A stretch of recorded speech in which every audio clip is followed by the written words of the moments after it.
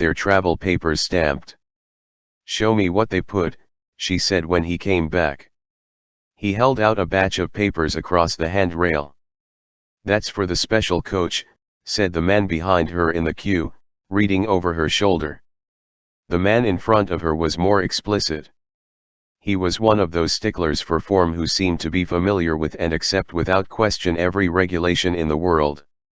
"This stamp," he explained, "gives you the right to claim seats in a classified coach, that is to say a passenger coach, if there is a passenger coach on the train."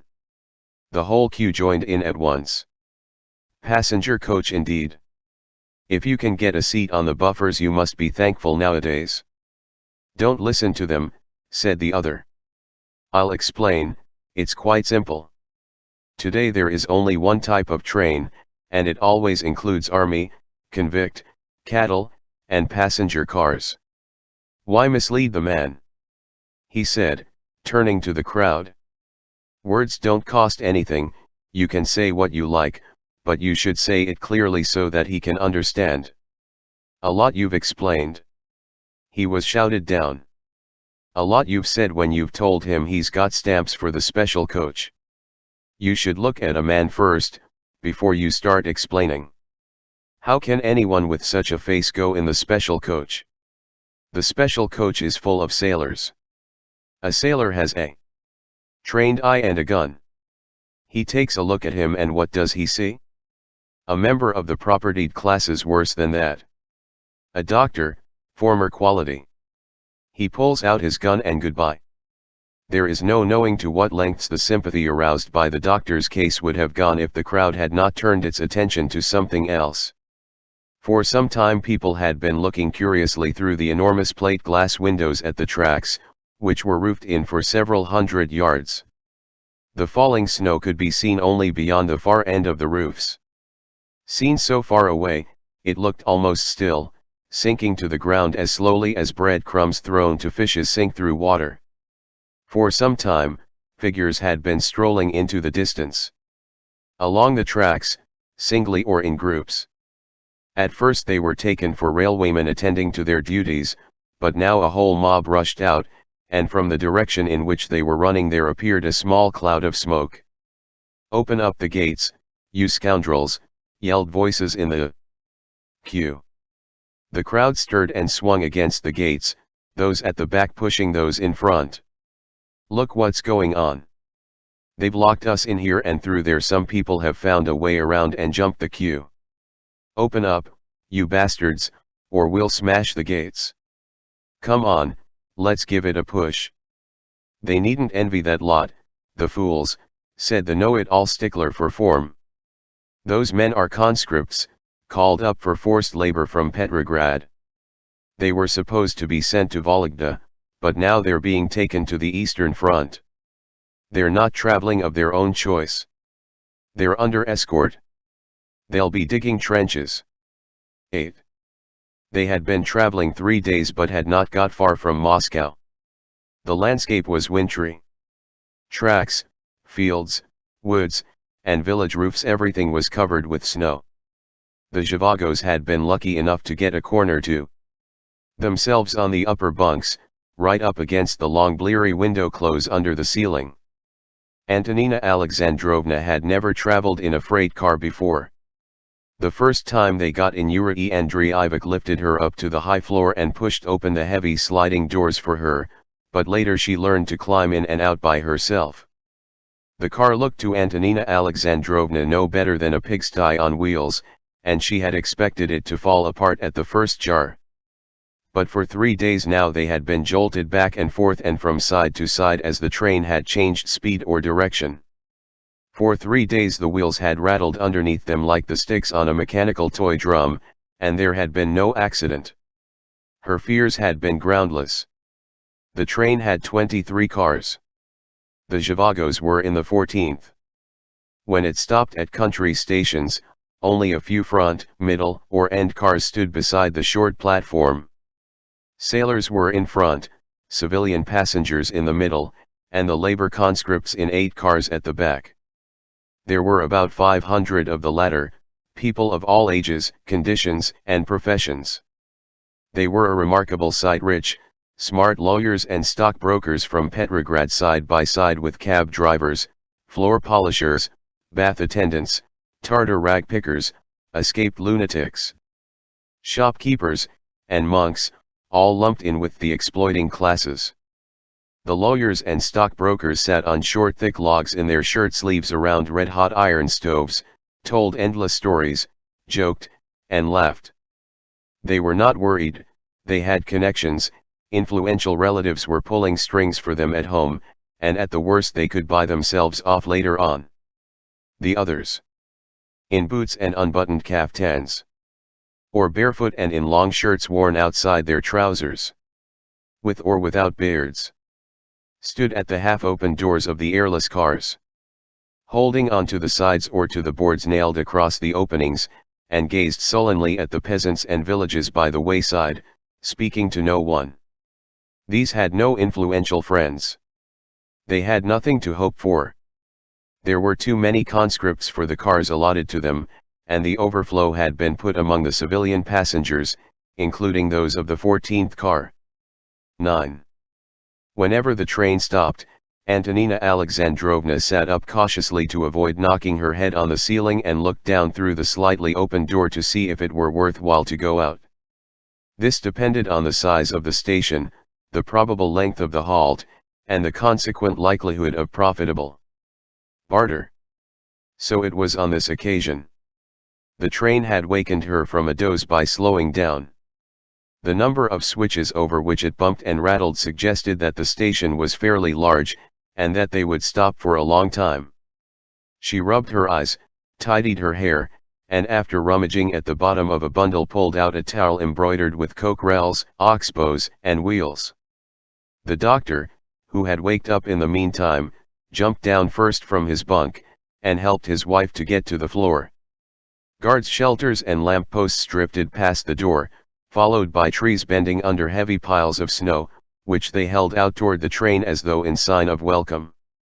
Long before it had stopped, sailors jumped off into the untrodden snow and raced around the corner of the station building where peasant women were usually to be found trading illegally in food.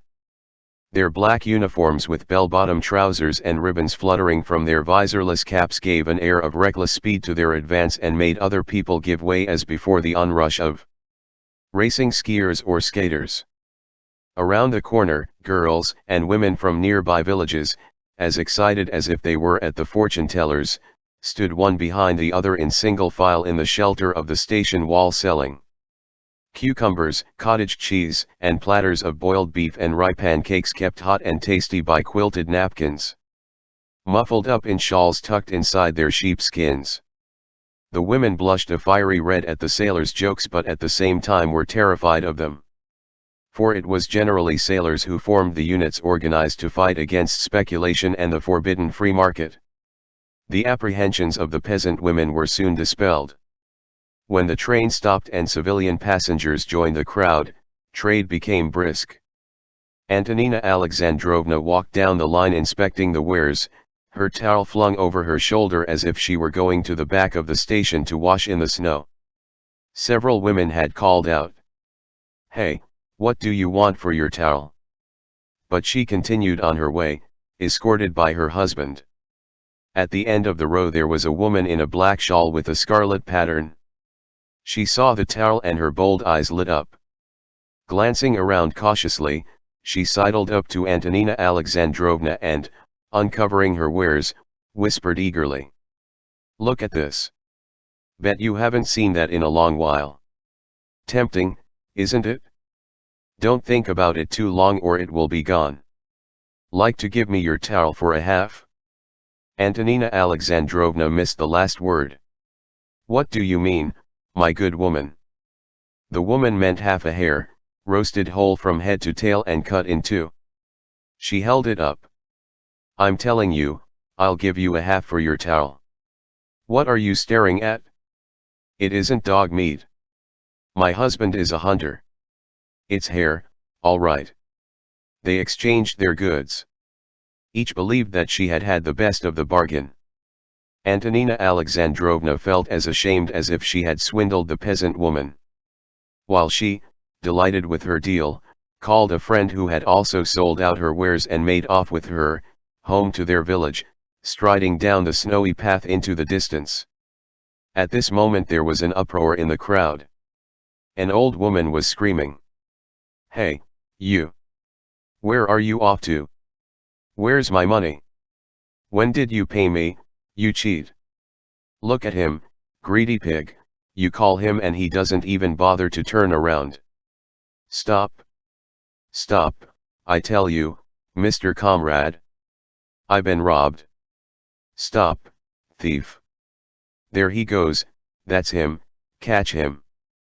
"Which one?" "That one, the one who's clean-shaven and grinning." "Is that the one with the hole in his sleeve?" "Yes, yes, catch him, the heathen." "The one with the patched elbow?" "Yes, yes." "Oh, I been robbed. What's going on here? Fellow over there bought some milk and pies, stuffed himself, and went off without paying, so the old woman is crying. That shouldn't be allowed. Why don't they go after him? Go after him. He's got straps and cartridge belts all over him. He'll go after you." 10. There were several labor conscripts in car 14. With them was their guard, Private Voronyak. 3 of the men stood out from the rest. They were Prokhor Karatovich Prichuliev, who had been cashier in a government liquor store in Petrograd. The cashier, as he was called in the car. Vasya Brikin, a 16-year-old boy apprenticed to an ironmonger. And Kostoy Demirsky, a gray-haired revolutionary cooperativist, who had been in all the forced labor camps of the old regime and was now discovering those of the new. The conscripts, who had all been strangers when they were impressed, were gradually getting to know each other. It turned out that the cashier and Vasya, the apprentice, came from the same part of the country, the Vyatka government, and also that the train would be going through their native villages. Prichuliev came from Malmys. His hair was cropped and he was pockmarked, squat, and hideous. His grey sweater, black with sweat under the arms, fitted him snugly like a fleshy woman's blouse. He would sit for hours as silent as a statue, lost in thought, scratching the warts on his freckled hands until they bled and suppurated. One day last autumn, he was going down the Nevsky when he walked into a militia roundup at the corner of Litiny Street. He had to show his papers and was found to hold a 4th-class ration book, the kind issued to non-workers, on which nothing could ever be bought. He was consequently detained, with many others who were arrested for the same reason, and taken under escort to barracks. His group was to be sent, like the one preceding it, to dig trenches on the Archangel front, but was diverted on its way and sent east through Moscow. Prichuliev had a wife in Luga, where he had worked before the war. She heard indirectly of his misfortune and rushed off to Vologda, the junction for Archangel, to look for him and obtain his release. But the unit had not gone there, her labors had been in vain, and she lost track of him. In Petrograd Prichuliev lived with a certain Pelaginilovna Tyagunova. At the time he was arrested he had just said goodbye to her. Preparing to go in a different direction to keep an appointment, and looking down Litiny Street he could still see her back disappearing among the crowd. She was a plump woman with a stately carriage, beautiful hands, and a thick braid which she tossed from time to time, with deep sighs, over her shoulder. She was now with the convoy, having volunteered to accompany Prichuliev. It was difficult to know what it was that attracted women to such an ugly man, but certainly they clung to him. In a car farther forward there was another woman friend of his. Ogriskova, a bony girl with white eyelashes who had somehow made her way onto the train and whom Tyagunova called the squirt, the nozzle, and many other insulting names. The rivals were at swords' points and took good care to avoid each other. Ogriskova never went to the other's car. It was a mystery to know how she ever met the object of her passion. Perhaps she contented herself with seeing him from afar, when the engine was being refueled with the help of all the passengers. 11. Vasya's story was quite different. His father had been killed in the war and his mother had sent him to Petrograd to be apprenticed to his uncle. The uncle kept a private shop in a Proxen yard. One day last winter he had been summoned by the local Soviet to answer a few questions. He mistook the door and walked into the office of the Labor Corps Selection Board. The room was full of conscripts. After a while soldiers came in, surrounded the men, and took them to the Semyonov barracks for the night, and escorted them to the Vologda train in the morning. The news of so many arrests spread and the prisoners' families came to say goodbye to them at the station. Among them were Vasia and his aunt. His uncle begged the guard, Voronyuk, who was now in car 14, to let him out for a minute to see his wife. The guard refused without a guarantee that he would return. The uncle and aunt offered Vasia as a hostage. Voronyuk agreed. Vasia was brought in and his uncle was let out. This was the last he ever saw of his aunt or uncle. When the fraud was discovered, Vasia, who had suspected nothing, burst into tears. He threw himself at Voronyuk's feet, kissed his hands, and begged him to let him go, but to no avail. The guard was inexorable not because he was cruel, but discipline was very strict in those troubled times. The guard answered for the number of his charges with his life, and the numbers were checked by roll call. That was how Vasia came to be in the labor corps. The cooperativist, Kostoy Demirsky, who had enjoyed the respect of his jailers under both Tsarism and the present government and who was always on good terms with them, repeatedly spoke to the head of the convoy about Vasia's predicament. The officer admitted that it was a terrible misunderstanding but said there were formal difficulties in the way of examining the case until they arrived. He promised to do his best at that moment. Vasia was an attractive boy with regular features who looked like a royal page or an angel of God in a picture. He was unusually innocent and unspoiled. His favorite occupation was to sit on the floor at the feet of his elders, looking up at them, his hands clasped around his knees, and listen to their discussions and stories. By watching the muscles of his face, as he just barely restrained himself from tears or choked with laughter, you could almost follow the conversation. 12. The Zhivagos had invited the cooperativist Kostoy to dinner. He sat in their corner sucking a leg of hair with a loud wheezing noise. He dreaded drafts and chills, and changed his place several times, looking for a sheltered spot. At last he found a place where he did not feel the draft. "That's better," he said.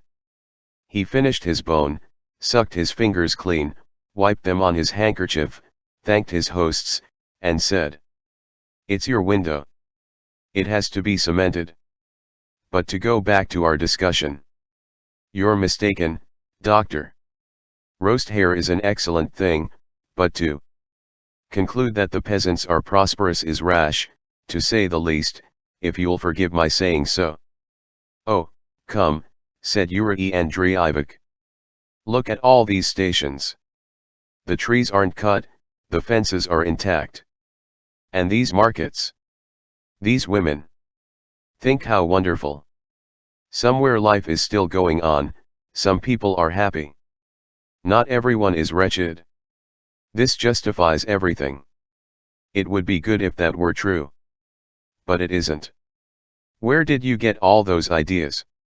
Take a trip to any place that is 50 miles from the railway. You'll find that there are peasant rebellions everywhere. Against whom? You'll ask. Well, they're against the Reds or against the Whites, whoever happens to be in power. You'll say, aha, that's because the peasants are enemies of all authority, they don't know what they want. Allow me to differ.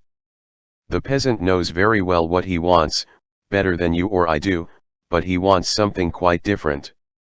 When the revolution woke him up, he decided that his century-old dream was coming true, his dream of living on his own land by the work of his hands, in complete independence and with no obligations to anyone. Instead, he found he had only exchanged the oppression of the former state for the new, much harsher yoke of the revolutionary superstate. Can you wonder that the villages are restless and can't settle down? And you say they are prosperous. No, there are a lot of things you don't know, my dear fellow, and as far as I can see you don't want to know them. All right, it's true, I don't. Why on earth should I know and worry myself sick over every blessed thing? History hasn't consulted me.